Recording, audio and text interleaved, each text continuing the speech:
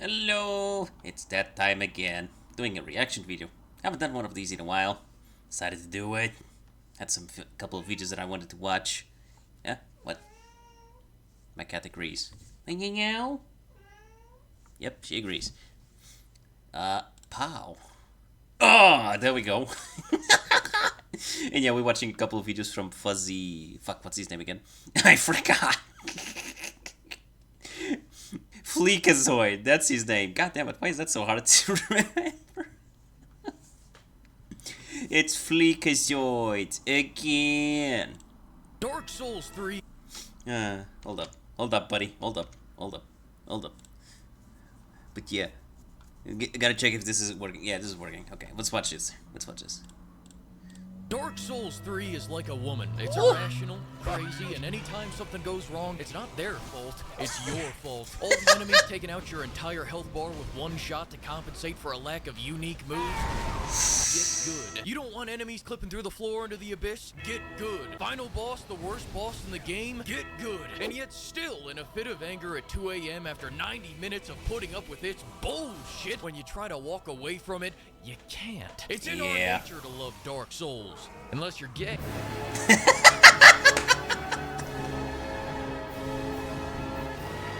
Dark Souls is a special type of voluntary torture only matched by people who watch golf. Unironically, it's a lethal injection of something the human mind wasn't built to understand. I'm supposed to be serving in the Great Dirt Mound Turf War of 3000 BC, throwing swings with clubs and dying at 16, and instead I'm here trying to fight two massive fucking demons that can attack through each other for 2 goddamn hours. Oh, and look, this one can fly above the fucking camera. This game is pure distilled cortisol, and in many ways, it's what I consider the Antichrist to my dearly betrothed Prototype. Despite both being 9 parts gameplay and a dash of story, Prototype had a relieving, soothing, and comforting gameplay loop that was better than charging the Super Soaker. Dark Souls feels like charging into a fiery building for $60, and then revisiting it every once in a while when you need to remember what it's like to feel that. This game...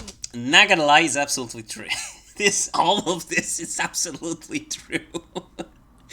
Like, I played Elden Ring, I haven't finished Elden Ring, and I still have it installed because I know sooner or later I'm jumping into Elden Ring once more. It's that type of game that just keeps bringing you back again. Even though it's a pain in the ass, but it just keeps bringing you back every single fucking time. And then revisiting it every once in a while when you need to remember what it's like to feel that. This game will drive you to drink because of its non-stop, relentless nagging. Ooh, you were auto-locked to the next target. We made you dodge off the fucking cliff. Ooh, we should go meet with my friends on Friday. You never do anything for me. Ooh, you got one shot, and one shot, and one shot. This game will get you so twisted up that you'll, hypothetically, fall into a painting and start getting your cheeks clapped so hard that seismologists mistake the readings for earthquakes. Then spend the next 2 hours trying to persevere through these crackhead demons, getting fucked by nature so hard I thought I'm playing Baldur's Gate. But the whole time I'm sticking with it, assuming this is just what they call the Dark Souls. Only to then be told, that's a level 80 area, you're level 40, you fucking half-melt Sunday. But now can I tell you something else? What Dark Souls teaches you above all is how to turn shit into shoe shine. And so instead of fighting all these enemies that were pushing my shit in, I instead let them push themselves right off a cliff so that I could collect that life insurance check like a gold digger in South Beach, netting me 20 easy levels. Relatable. So relatable. If you know a crackhead demon that's struggling.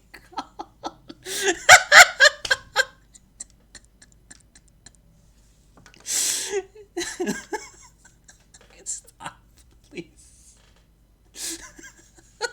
You can't do this to me. You can't say this and have the Berserk Guts team playing in the back. Now let's get balls deep into making you Dark Souls dick riders angry. This is gonna be the weirdest recommendation you've ever heard. Dark Souls is not a fun game. It's a rewarding game. It's the difference between surviving a water park and surviving the set of Saw. You're a moron if you didn't survive one. You're a statistic if you don't survive the other.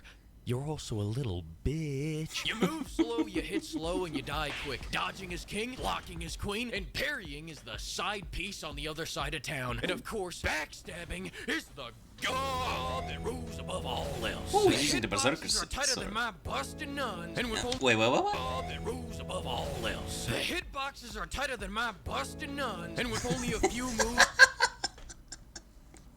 Also, seriously, sorry, degenerate moment. I need to see that again. Where is this from? Like Charlie in the back. And with only a few moves, you're constantly placed at the feet of Goliath as you hear a distant good luck.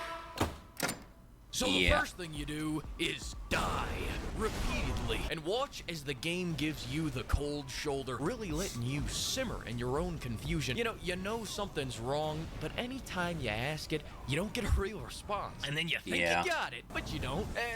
The best you can get is floor markers, but this is the advice of broken men. No, what you have to do is study the game and read its fucking mind so that you can calculate exactly what the problem is, then overcome it. Now do that 5 more times for every other move in the moveset, and it never ends until the game ends. Try going online and asking for help, and you'll be met with a collective get good. And now what they mean by this is that you should go find the 20 wiki windows, 10 videos, and 2 spreadsheets that they have papered across their walls and maps out the perfect strategy to maximize DPS, HP, UPS, FedEx, and fucking Digimon so that they He's not wrong though. Everything he's saying is so fucking accurate. It's fucking horrible. Some of the first builds I did in Elden Ring was literally me just going to the internet because I kept dying constantly and I didn't understand shit of what was going on. I still do that. I still have the page of the Wikipedia open because I was thinking about making a paladin build with the berserker sword. But then halfway through it realized it might not have been a good strategy, so up to the wiki I go.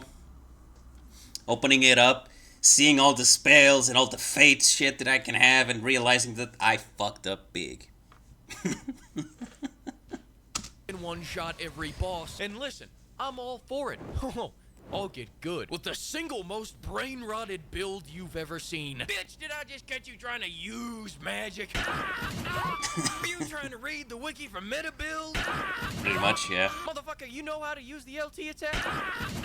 One thing you need to understand about me and my way of playing Dark Souls is that I do it my way. Yeah, that makes sense. People are trying to tell me, oh, use the fabulous Knight of Wonderland's Black Penetrator's Hard for the max DPS perk. Shut the fuck up. My build is called the Triple T build. Target the taint, then run like hell. Read it and weep, pimps. This mirror image is like 3 Vietnams for Dark Souls fanatics. But if it makes you guys feel any better, at least I started this run by choosing the deprived class instead of being a little bitch and choosing Warden. And why, Fleek, why I hear you plead? I didn't want the game to ruin perfection. And now you may be also asking, Fleek, how does one play such an advanced build? And to that I respond, Pimp, once you start this path, there is no going back. It means total commitment. Once you begin the path, there is no leaving the path. Are you ready for that? I mean, really ready for that? Don't say anything because I will disown you if you say no. Now here's the secret formula. Hold RT. It's a straight build. This is not a build, it's a way of living. See a boss that you could one-shot if you ran around him? Take him head on, and if your sword isn't reaching the enemy because the game doesn't want you to be fighting him this way, get out a bigger sword that can. Strength build. See a horde of enemies? See the stamina bar? The Oonga Boonga Boogaloo Triple T Deluxe build is all about being too dumb to quit. The only change in our strategy is the length and or the quantity of big weapons that we bring to battle. Other than that, get the chloroform ring so that you can microdose meth to regen stamina faster. And as for the armor... God damn. Hold up.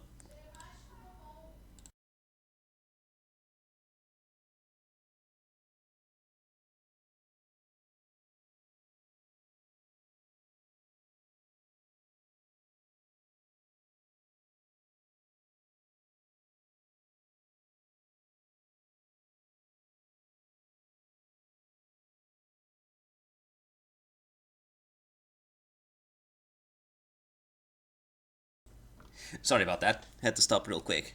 my cat was in trouble. It's fine now. It was actually not my cat, it was actually my mom. Sorry.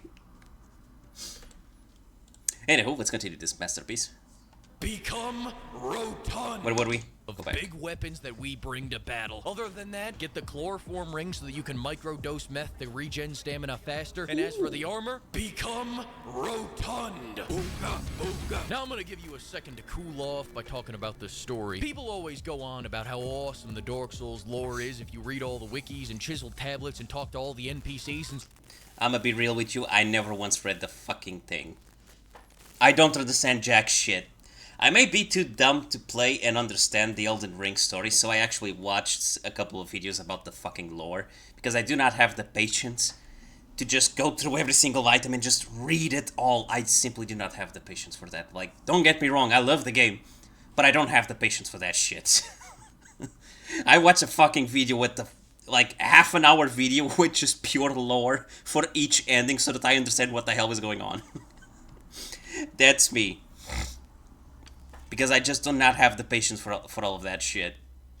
It just melts away my brain. I can't do it. Speaking of which, I would actually prefer if they added a setting that allows me to just have a guided tour through the game. You know, just tell me, okay, you gotta go to this boss, and then you gotta go to that boss, and then you gotta go to that boss. Or go to this quest, and then go to this quest, and then go to that quest. The reason why I say this is because after watching lore videos, I realize now that I never started a single fucking quest orderly. I either started by the end of the fucking quest, or by the middle of the quest. And somehow, sometimes I finished it without even understanding who is who, what's what, and what the hell is happening. That's my experience with Elden Ring. I have no fucking clue what's going on. And God forbid, I ain't gonna read any of that shit. Like, I'm not gonna go through each item and read that shit. Fuck that. Lore videos are for me. Awesome the Dark Souls lore is if you read all the wikis and chiseled tablets and talk to all the NPCs, and so I took a brief look at it, and this is what I can surmise. What the fuck is this piece of shit? Did you really think I can read? Now getting back to making the Dark Souls fans angry, most of these bosses ain't shit. The enemies with branding irons that shrink your health bar if you violate the restraining order are more challenging to fight than most of these bosses. Once you learn the whack-ass timing of their swings where they go all like... You see that most of them have pretty simple movesets that largely rely on doing high damage rather than being highly aggressive or highly extravagant, including the final boss. I was expecting some grand spectacle, you know, some big old demon monster with some crazy drop the sun on you twice, 3 AKs, and an ice katana 6 arms looking goofy goober, but instead, I just got a dude. Oh shit, is that the Ebony? All that being said, my hairline receded 12 inches because of these two bosses. Was that the Ebony Knight? From Sky. I know it's not the same, but still though. Now with all that being said, my hairline receded 12 inches because of these two bosses alone, and both of them were completely optional. It's like all the pain that was left off the table in the basic bitch base game bosses was all reallocated into making these two a living hell. And no, it's not a coincidence that both of them can fucking fly above your camera. But I'm getting ahead of myself. The Nameless King has 2 phases, the dragon phase and the no dragon phase, but both phases features him dragging his nuts across your face. Fighting this man for 2 hours is like 2 hours of edging testicle torsion. I thought it would get better once I killed the dragon that can drop the sun on you, but then the second phase is just, what is he doing over there polishing his blade? Then the other boss is a separate case of 2-hour torsion, except this time the first phase is, I mean, it's, it ain't shit. But then the second phase is all directly I see. Oh fuck. The longer I go. Yeah, I know I know. This reminds me of playing the Elden Ring. Fuck, what's his name? Is it Radagon? No. The guy that's a giant snake, the one that has the face inside of the snake, then that's what it reminds me, because there's a part of that fight that he just rains down a fuck ton of skulls hunting you down. Like, that shit was fucking scary. Without playing Dark Souls, the more I want to play the first 2 games in search of that feeling that we once shared. Also, I hear they have incredible, massive, absolutely beautiful chests in Dark Souls 1. You know what? I'm buying it. I'm doing it. Anyways, I would say that you should play Dark Souls 3, but I'm pretty sure it's against YouTube toss to threaten someone like that. Besides, I want you to preserve that beautiful, pure mind of yours, because after playing this, I'm not sure I have much sanity left. The prophecy has gone. We're going down to the pizza party. Yee. Yee. Okay, one more. One more. Where is the other one? This one. And I might watch this one as well. Okay, let's see this. Rising Storm 2. Oh shit, Fortunate Son. You smell that? You smell that? Napalm, son. I love the smell of napalm in the morning. E. And when the band plays Hail to the Chief. How can you shoot women, children? Easy. You just don't lead them as much. You just don't what? You just don't lead them as much. Lol. Alright, push this objective like you mean it. Push. Fuck it. I'm a lead bomber, motherfucker. Go home, GI. I kill you, Gee, I killed you.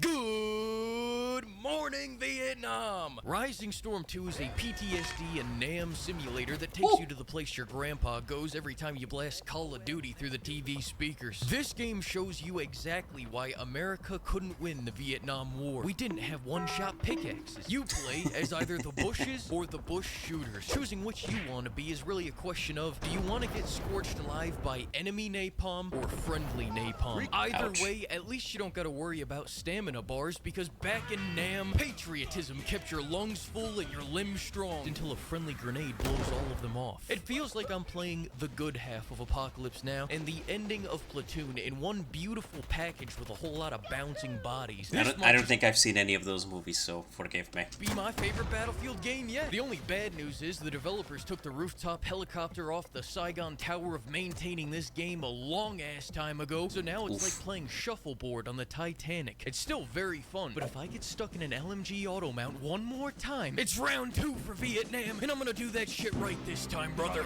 Yeah. And 16. Closer to their spawn. Get a mark.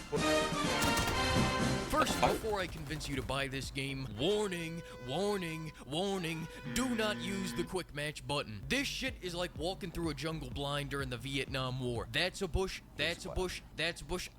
Die, GI! Bam! That right there was a Viet Cong, and you're already dead. You get what I'm saying here? No? I get what Okay, you're all right, saying. To create that authentic Viet Basically, you're fucked either way. You never know what's gonna happen, when it's gonna happen, or how. experience of having bushes jumping out of the bushes to threaten your life, the developers decided to leave up certain servers that have a reputation of calling in a napalm strike of great big asses and big old titties into your Steam browser. And I know you've been saying, Will, by the way, there's a lot of great big asses and there's a lot of Rule 34 of this characters, by the way. big old titties into your Steam browser. And I know you've been I forgot the name. What was it? Aunt something. What's her name again? It's from Big Hero 6. I forget the name. Doesn't matter. saying, Will, shit. You'll find it. That sounds like a good Tuesday evening to me. Except it's not, because those titties aren't gift-wrap presents, Private. There are Viet Cong hiding in that bush, waiting to give your computer digital AIDS. Tell me, Private, do you like AIDS? Do you want your computer to have it? Then shut the fuck up and don't play on the Mega Server. The Mega Server is a server that will spoof its player count, so QuickJoin will give it preference and send unexpected GIs into an ambush of pornographic malware injections. I was one of those GIs. Except luckily I was a low-level maximum security noob using Epic Games, so every time QuickJoin tried to throw me that way, the server kicked me out before I could actually make a connection. Still, when I found out how close I had flown to the sun, my mind was driven into a mania. But the scans show nothing, man, but I know they're out there, man. I know.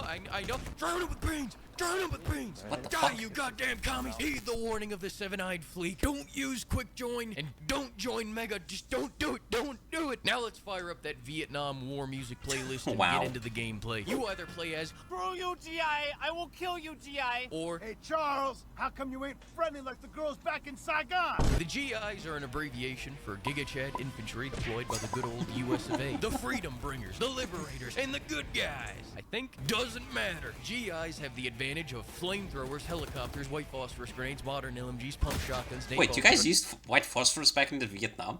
Damn. bomber runs. Where the hell did he call that in? Oh shit! C4, this satanic Aussie gun, and more. Guns is their passion, and freedom is their hustle. And in the other corner, you have the VCs. That's right, the fictional The currency Vikongs. from NBA 2K. Oh shit, what? You stupid fuck, that's not what it stands for. Never mind, I'm being told this stands for Viet Congs. Rice Ew. farmers with an arsenal that includes barrels, tunnels, RPGs, and... Hang on, I know there's got to be more. Nope, never mind. That's all Yep. I got right there. Oh god, we really fumbled the fucking ball here, didn't we? All right. No, it's called an insurgency war. You can't expect to win a fucking insurgency war because those... How to put it? Insurgency wars are fucking horrible. Because they're the type of war that you just never know when it's gonna happen. For example, you have guerrilla wars and then you have insurgency wars. Insurgency wars are basically guerrilla tactics, but they're much, much, much smaller. They include sabotage, they include espionage. I think I said it correctly. Like, they're basically hit and runs in broad daylight in the middle of civilians and all that shit. Like, you think, say for example, you have a base, right? You have a base on point A. An insurgency will literally start an attack in that base without you even realizing it. Basically, you will think, those are civilians, those are not civilians. And they will just pop an attack out of fucking nowhere. That's literally it. It's kind of similar to what Hamas is doing, literally. They're doing an insurgency war. They're basically using their people as human shields and all that crap, or disguising themselves as civilians. It's part of the reason why Israel just can't take the chances, honestly. Either the population fights back Hamas, or there's gonna be a war in a couple of years again. Like, people create, like, no offense, but people create unrealistic expectations about the Hamas war and all that sort of shit. Like, it's never gonna end. They've been at war with each other for like decades, because they either start the war and end it, and then a couple of years later they do it again. A couple of years later they do it again, and it keeps on going. It's always because of fucking religion and political views and all that bullshit. It's stupid, but it is what it is. And Israel is kind of caught between a rock and a hard place, or whatever the expression goes. Because they're literally surrounded by countries that hate them, so their only choice is literally to toughen up. And they did. So they know exactly what kind of neighbors they have, and they know exactly what kind of religious extremists they're dealing with. Which is why they're so... what's the word I'm looking for? Not extreme, but it's why they're so ruthless when they attack. They don't want to kill civilians, but it's kind of difficult for you to target a military base or outpost when they make sure to build as many civilian houses and shit right around that outpost. Like, it's kind of impossible for you to attack the military without attacking the civilians or getting caught in a crossfire. But that's literally Hamas's fault. It's literally their play game. They know exactly how our Geneva Convention works, and they use it to their advantage. Like, oh, you can't attack religious buildings. Oh, you can't attack civilian buildings. Let me build all my military bases right next to civilians so that you can't attack me and I can attack you. And Israel looks at that shit and goes, fuck you, we're gonna attack you anyway. We're gonna give a fair warning to civilians to leave, and then we're gonna drop a bomb. It's literally it. And people get angry about it, but honestly, if you were in their situation, you would probably do the same fucking thing, because it's either do it or be exterminated. Which one do you prefer? It's kind of fucked up, really. But it is what it is. You gotta do what you gotta do. And also, hold up, my cat. My cat again.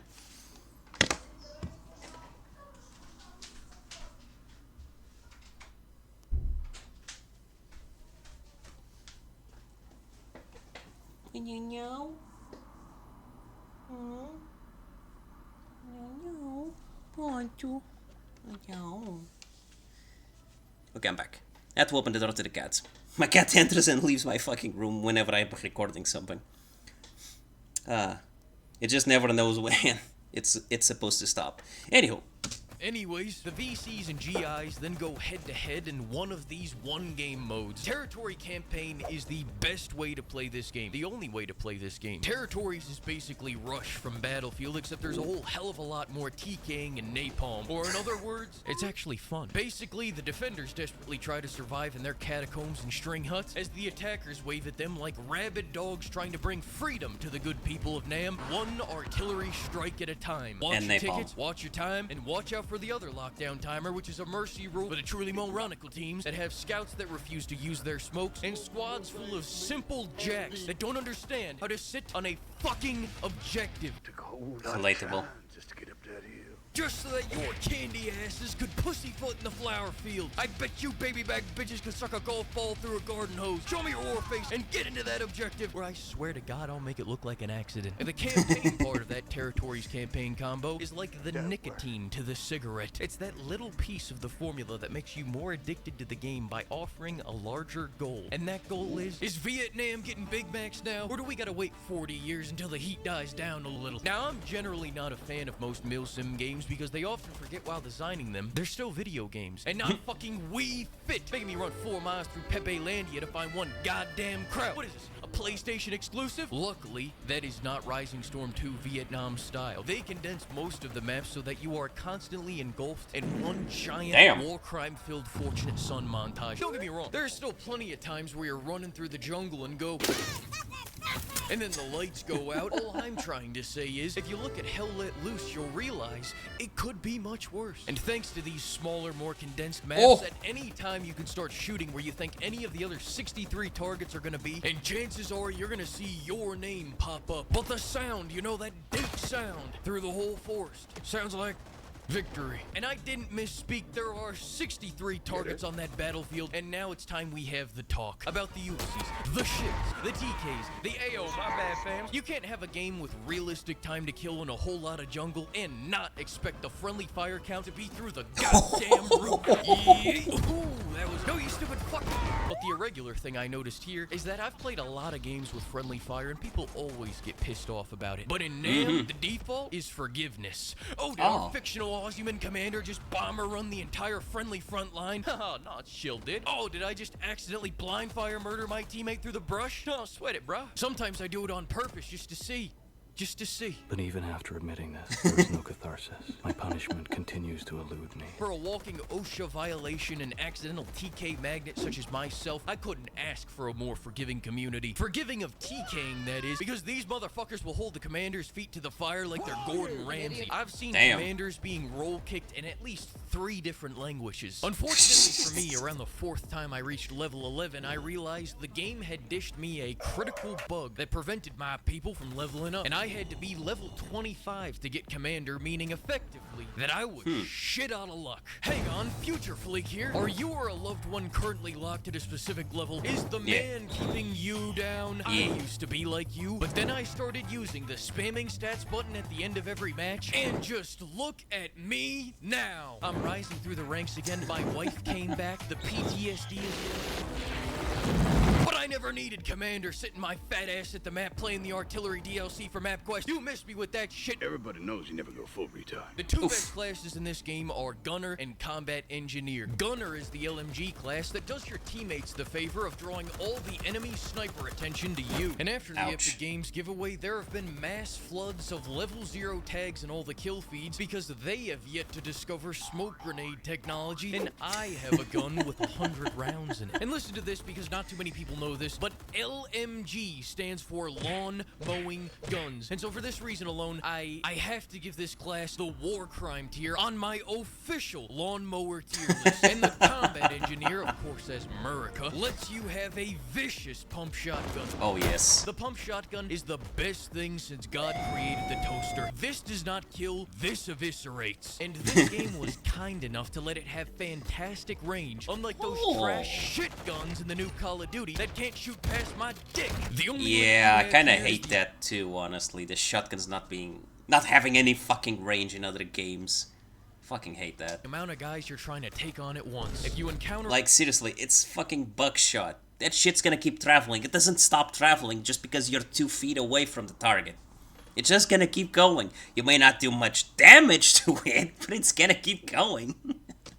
a rare 10 VC Gaggle Ooh. cluster, you can get about 5 with the duckbill attachment, but really at this point what you need is an upgrade, because this is what we call in the business an infestation. And you know what clears out an infestation? A LMG. flamethrower. Oh. The flamethrower is the best thing since God created the pump shotgun. I don't think I've ever seen a game actually let a flamethrower be good. But Nam, this shit's like Raid for all the roaches that just won't get off your shit. It spews far, you can pre-fire it through windows and doors, and you get an immediate tactile response before the kill even hits the feed. 20 out of 10, the PTSD this weapon has given me was worth. Now let's talk about the That looks helicopter cool. class. If I was actually good at flying helicopters, I'd probably say this is an amazing class. However, my first and only experience flying a helicopter went a little something like this. I turned on that tutorial, absorbed the knowledge, I'm like a sponge for wisdom and education, then zoned out, cut the tutorial short, fired those blades up, gave my fellow flyers an inspiring message, and before they could leave the aircraft, I heaved us into the air, and we were flying high. Boy, you should have seen it. God, I'm a natural, aren't I, guys? But then I realized no one else was flying in the helicopter with me. It was a real Oh. Fight Club moment, and then coincidentally,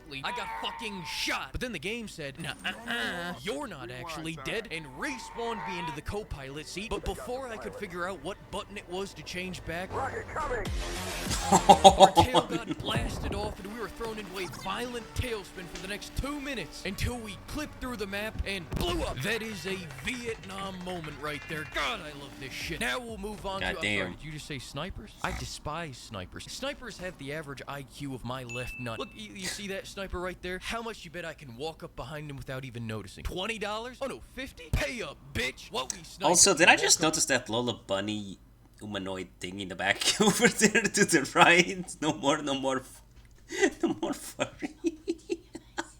Behind him without even noticing. $20? Oh no, 50? Pay up, bitch. What we sniping at? Oh, that's some good shooting right there. Oh, that's some good shoot. Hey guys, guys, there's a sniper right here. I found him. I'm pointing at him. He's right here. 5 minutes. It took this man 5 minutes to realize I was here. My point is proven, verified, and sealed. DHL expressed that to my superiors. And I was gonna run through some strategies, but listen, nobody cares about your flanking maneuvers, playing the point, using smokes. Not on Yeah. all that is boring bullshit. What you want to hear about is how the shovel is the best thing since God created the flamethrower. The shovel is an instrument for death. People think this is for digging?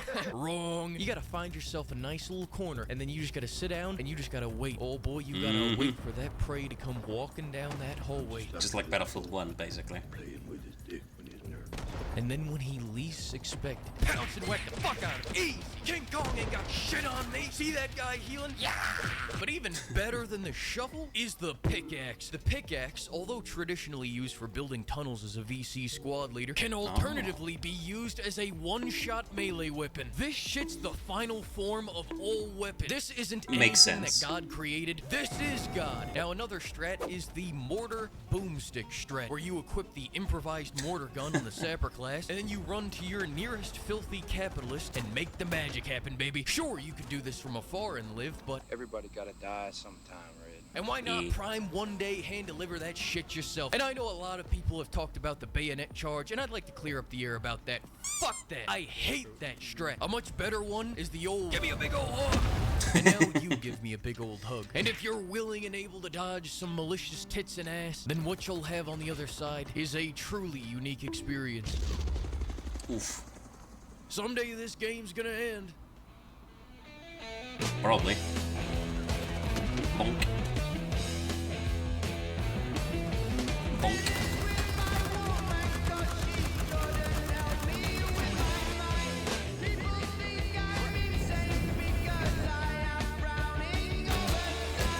Woo.